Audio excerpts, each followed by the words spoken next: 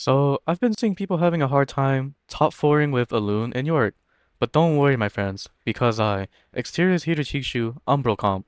In this video, we will cover the best items, best units, and best augments. Starting off with our items, the best carry for this comp is Elune, and her best install item is having an adaptive helm. This item gives her enough mana so she can keep casting over and over, and then because she's an AoE unit, meaning she hits the whole board, having an Umbral is actually very powerful on her, because she hits everyone to anti-heal. And then to amplify her damage, having an Archangel Staff is one of the best items for her because fights usually stall out long enough for her to stack this item. And the best alternative items you could build on a Loon is if you don't have Adaptive Helm because you need mana, having a Spirit Soldier is actually really good on her. And then same thing with the anti-heal concept. If you don't have Morellicon, Red Buff is pretty decent on her. It gives her okay damage. So if you can't build Morellicon, Red Buff is fine.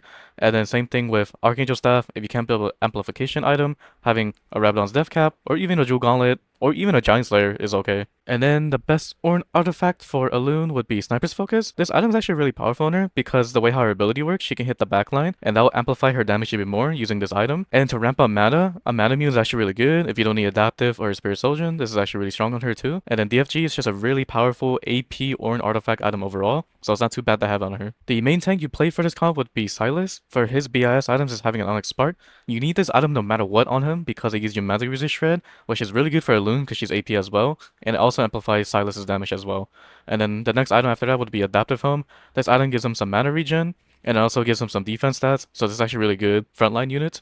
And then speaking of frontline unit items, Crown Guard is actually really strong on Silas as well because it gives him some shield, it gives us some AP after the shield breaks, so he would dish out even more damage. And then before I say the best alternative items, no matter what, just build an Onyx Spark. You have to have this item on him for the board to be powerful enough. With that in mind, the best alternative items you could build on Silas would be Bloodthirster. This item is actually pretty decent on him because it gives him some lifesteal and also gives you some AP as well. Surprisingly, even though it's a sword and cloak item, it does have some AP in it. And then if you cannot build a Crown Guard or even an Adaptive Helm, a Jewel Gauntlet is okay. Same with Titans. They both give him some pretty good damage, and only Titans gives him some defense. And then for the best support items you can have on this board is having a big gem. This item is basically a free ascension. Since this board stalls long enough, it gives you the extra damage that you would need. And then the rest of the items, it doesn't really matter too much. It's just the defensive ones, such as Moonstone, ZZ Rod, gives you +1 unit so it can stall. Radiant Virtue, Radwin Zoman, and then Aegis. They're all pretty good to give you the extra stats of defense. And then for utility items, don't put this on a Loon, but it's actually good on anyone else. Having a static shiv is actually pretty useful because it gives you more magic resist shred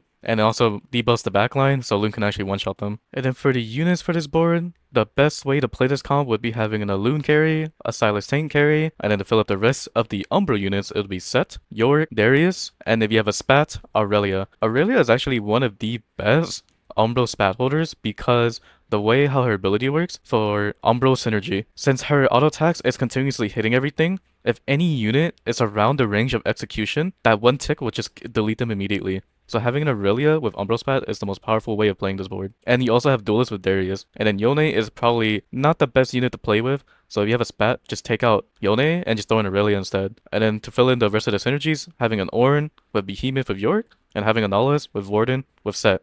And Nihilus would be probably like the best frontline you could have because he's a CC unit, so he will stall the board a little bit. It will stall a little bit for the front line that's in the back to come back to the front line. And then the main reason why you want to position like this is because the way how a Loon works, her ability is whatever is in a line, her second part of the ability shoots a line in the most clumped up units. So this means that if you have a solo front line, it'll make their front line clump up to Nihilus instead. So therefore, because they're not in a straight line, the back line will be in a straight line, so they have 3 units in the back, she would just one-shot the back line instead. And then also another thing to note is you don't actually need 3-star Loon to make this comp work. If you want first place, yes, it is kind of necessary, but you can win without it. And to play this whole board overall, you have to hit level 8, so you don't roll at 7. Unless you need a Loon 2, you can roll there, but for the most part, you want a fast 8 and then play these units, or if you're strong enough, you can play fast 9 and throw it in his ear. If you don't have an Umbral emblem, throwing in a Yone is fine just to fill in the synergy, but it is preferred to have an Umbral Spat to throw in Aurelia, because this is the most powerful way of playing it. And then if you cannot get a Ornn for whatever reason,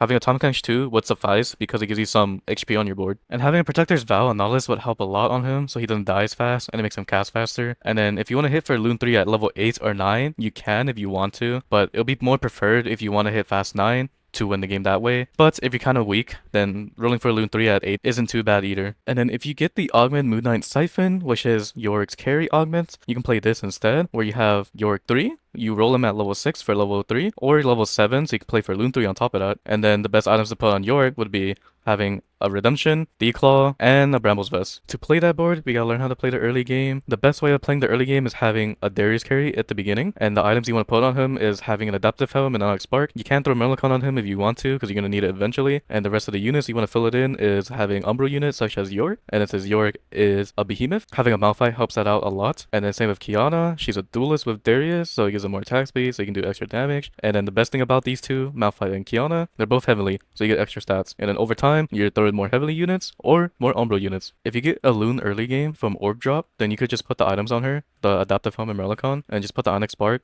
which is basically Silas items on Darius. Until you hit level 8, then you just put the Darius items on Silas. If you can't do an Umbral start, having a Fated start is actually pretty good too. So you just put the Loon items on Ari, and then you just put the Silas items on Yasuo. You can throw a Darius in as well to get the duelist going, and then you just put in Rek'Sai and Kuboko for extra tank, and then since, you know, Rek'Sai is a Dryad, having Kindred in with Dryad gives her more damage, so you have some extra damage on the board. Another opener you can do is having a Kog'Maw Mythic opener, where Kog'Maw is the Elune item holder, and then Cho'Gath is a Silas item holder. Another opener that's actually pretty strong is doing Sword Weaver, where you have Jax as the Silas item holder. You can put Zyra with Elune items, or if you start with a Teemo, then you could just do this instead, having a Trick Shot in with Sivir, so you still get that Story Weaver going, and you have Teemo as the Elune item holder. And then the best augments you could have on this comp is having Wraith of the Moon. This augment amplifies your Umbral units really well, and then because we talked about how strong Aurelia is, having Umbral Crest augment is actually really good because you get that free emblem on the board, and then learning to spell is very powerful because it gives you more AP on the board.